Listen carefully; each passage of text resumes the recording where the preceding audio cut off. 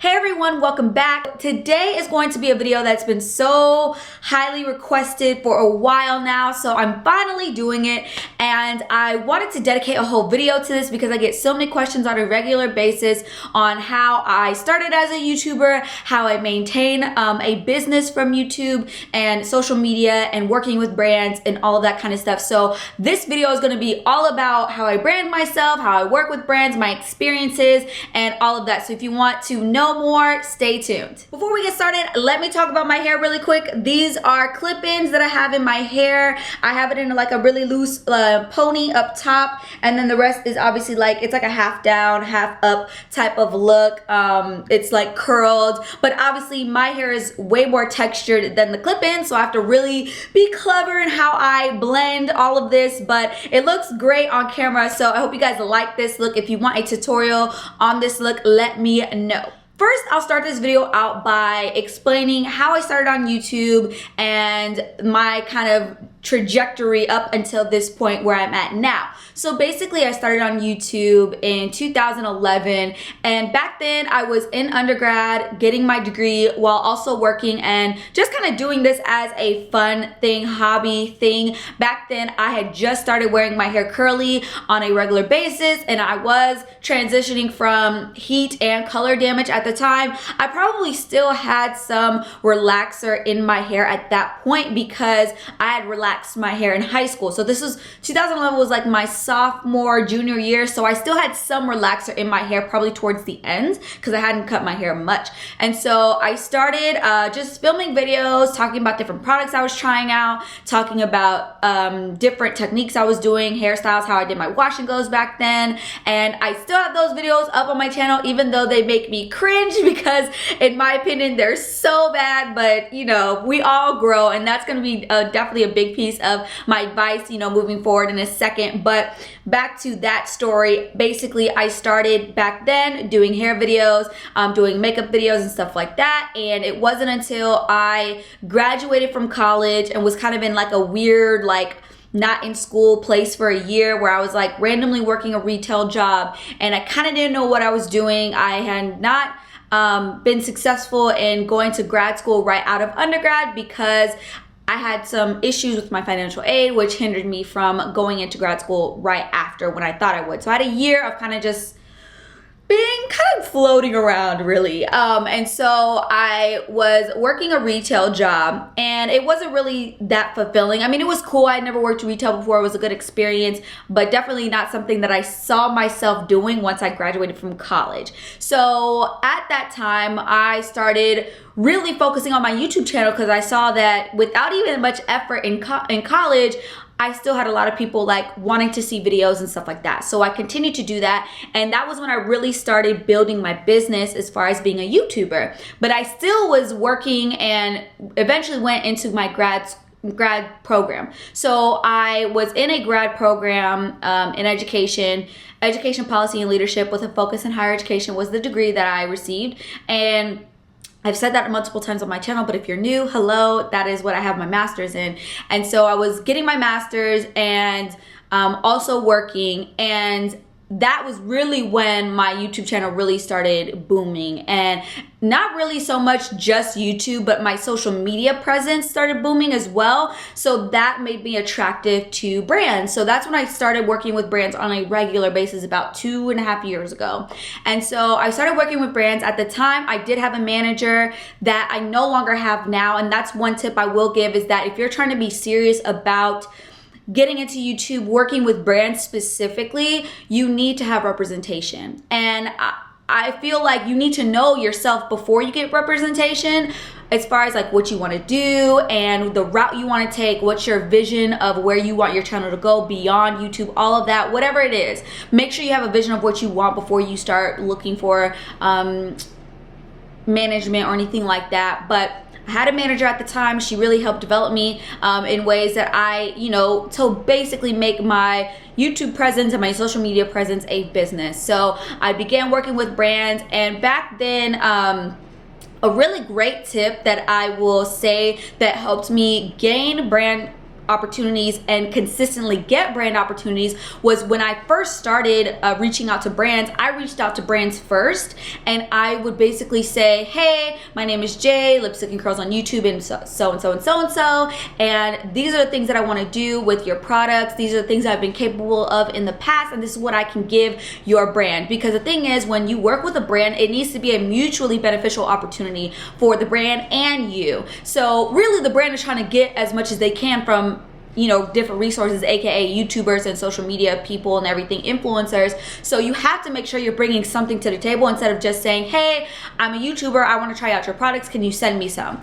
That's not the way you want to do it. Definitely now it's getting harder and harder to reach out to brands because so many people are doing it, but what's going to set you apart is the way that you reach out to brands. And so one thing I would suggest is saying right off the bat how much you love the brand, maybe even products that you've used from the brand and you've really loved. If you've got examples of videos that you've done already or content that you've done already with the brand product, add that to the email and say, hey, I've actually already done a video using your product. I would love to do more. So that's how you gain brand opportunities that are not gonna happen organically. Like they don't reach out to you first, you kind of have to go get it. So I would say, you know, do that. Make sure you're kind of pumping the brand up and making sure that you're telling them things that they want to hear, but also saying, hey, I can really get the job done as well and do something good for you. One thing you have to remember when you are working with brands is that once you sign a contract with a brand, you become a representation of that brand. So you have to remember that when you're posting on social media, posting on YouTube, the types of videos that you do, you have to remember that brands look at everything before they sign somebody or you know, ask you to do a project with them. You have to be kosher, you know, you have to be safe, because brands do not want to work with people who are controversial or who, you know, kind of like are they don't know what they're gonna get type of thing. You have to be consistent. So brands like that, because at the end of the day, brands are not people. They don't care about your feelings. They don't care about, you know, anything like that, those human feelings. They care about production. They care about what you can produce. And so being consistent and showing that professionalism is key. So I started doing that, and after a while, you know, I learned that another thing that you have to remember is brand relationships and upkeeping them. Making sure that you take every opportunity to, you know, get to know a brand, work with a brand, do a really great job for them, because once a brand works with you, they'll want to work with you again if you do a great job. So make sure when you're doing these projects for these brands, even the smallest thing, you do it to your best ability, because then they see, wow, this person is serious and they want to really work with us. Great. We can do this. And so there's been so many brands that I've worked with on a regular basis, because every job that I take is something that's very true to myself. And that's another big one, is that you have to make sure that you're doing projects that speak to you and speak to your audience. So that's another thing. You have to know your lane. If you're a beauty guru or you're trying to do hair and makeup or whatever, stay beauty for a while. After some time, slowly introduce different content to your viewers. Don't just randomly post a video where you're doing a makeup tutorial and all of a sudden you talk about this gaming app that you just started using. It's not organic and it doesn't feel authentic. It feels really placed and inauthentic, essentially. So you don't want to be that person, because it's not good. It doesn't bring good vibes, and people can tell. People are not stupid. And so how I am is that I never do anything with any brand that I don't trust their product and I haven't tried their product out for myself, period. So every single thing you see me do is going to be something that I can personally say that I enjoy, because when you're doing this as a profession, because once you get paid, you're a professional, period. That's in any industry. You have to remember that one bad video or one time where you just rant and go off on somebody, or you go off about a brand or anything, that stuff never goes away. Even if it's like a post and delete, somebody saw it and it could come back and haunt you. So you have to really remember that once you start getting paid for stuff, your platforms become your business, and business is not personal. So you have to have a really good balance and idea of, okay, how much of myself am I going to show via the internet, and how much of myself am I gonna keep from my personal life? Because a lot of people want to say that their business, say that their Instagram or their YouTube is a business, but then they also want to do their personal life type of things on there, and that they don't go well. And you can tell when people have issues with brands, you know, dropping out of projects because they've seen something that the person has posted and now they're like, oh no, we can't be associated with that or whatever. It happens all the time, and it's so easy to happen. So you have to be smart when you're thinking about taking your Instagram or your YouTube or whatever to the next level as a business. You have to remember that. And so, and you have to be okay with that, because there are pros and cons to this business. You know, pros and cons of having so many people know who you are and so many people paying attention to what you're doing and the content that you're putting out and all of that stuff. It's very easy to overshare and then feel like people are judging you without the authority to. You're like, you post something on like a vlog or something, and then people start having their own opinions about it, and then you get mad because you're like, well, they don't know me, they don't know my life, they don't know the full story. Like, you get upset. And it happens to all of us as YouTubers, but you have to remember that you shared that information, you allowed your audience to come into your personal life. And so with that, you have to be smart. You have to be willing to take the pros and the cons of that. And sometimes it is hard because sometimes you want to be able to post something that's more personal, but maybe not the best idea for a brand to see what that personal thing is. So you have to have that balance. And I think that that's the struggle, a daily struggle for all of us that are social media influencers or YouTubers or whatever. That's a struggle, and it never gets easy because there's always going to be something that you're like, oh, should I post this? Should I not post this?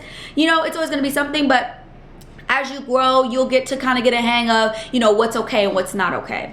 Another thing, if you're starting out on YouTube or whatever, don't pay attention to the numbers, okay? The numbers will come, I promise you. Focus on your content, focus on consistency and committing to what you're doing. Because this is the thing, you can't post one time, once a month, and then come back to it. Oh yeah, I have a YouTube channel. Let me post something and expect people to keep up and watch every video. It's not gonna happen. Consistency is key. So if people get used to, oh, Jay just posted a video, Jay just posted a video, Jay just posted a video, every time I go on YouTube, I know, oh, Jay probably posted a new video, because she always posts stuff on YouTube or she always posts stuff on Instagram. So you have to make people remember who you are by being consistent and being committed to bringing that quality content. If you're not prepared to have that, then you might as well keep your YouTube or Instagram or whatever as a hobby and something that you do for fun. Don't take it to a level where you're trying to make it a business, because it's competitive out here now. Like, I don't know how people start off these days. It's really, really difficult because the level of expectation of quality and, you know, editing skills and all of that is at such a high level, which, you know, as time goes on, you know, people learn. We're smart. People are smart. So, you know, it doesn't take us long to like keep upping the ante on ourselves to even push to have better videos, have better content and all that kind of stuff. So you got to be ready for that and understand that that's going to come with the territory. It is a competitive game out here. So you have to be prepared for those times where you're just feeling like, dang, like I'm not getting enough views, I don't make money off this, blah, blah. Like, that's why you can't focus on the numbers and focus on the money, because you have to do it because you love it. Like, that's the biggest piece. You have to do it because you love it and you love connecting with your audience, whether that's 5 people or 500,000. It doesn't matter. You have to be able to say that I love doing this. That's why I do it, not for anything else. So I would say that that's about very overall general information that we want to give you guys advice. If you guys have specific questions, go ahead and comment down below and let me know. I would be happy to answer them as much as I can. But I hope you guys enjoyed this and got something out of this. And until next time, I will talk to you guys later. Bye.